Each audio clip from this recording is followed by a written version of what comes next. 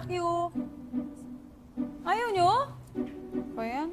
Okay, sige. Julie, mabili akong pansit. Okay, sige. Tama yan. Pansit.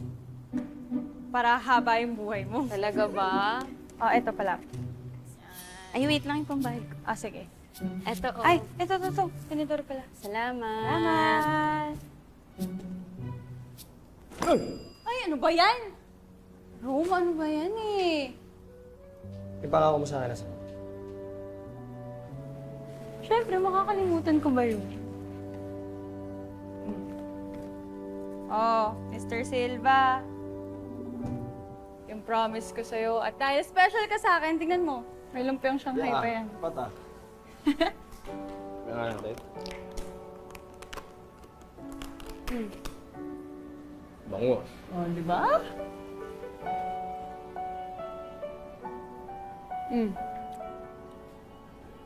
Sarap? Anong tama yung lasa?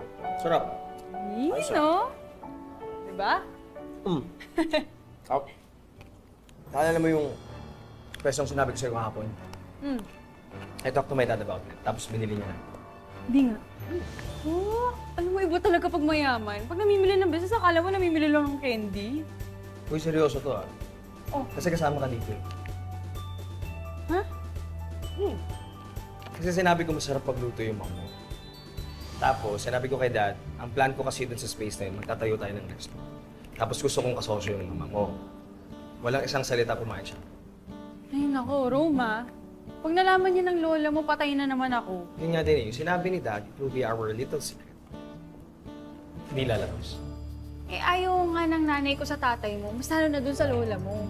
Yung seryoso to, business to, ayaw mo? Ano to, ayaw ba ng mama mo? Ay, ewan ko. You know, just try to tell your mom. Okay? Kasi sayang. Nung tara na nga. Seriously, pwede bang umupo ka mo?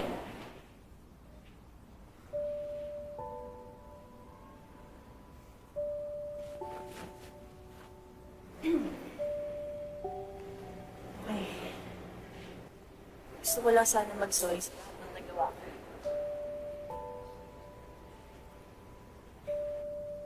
Alam ko na hindi madali na mapatawad mo ako, pero I'm hoping someday na mapapatawad mo rin ako.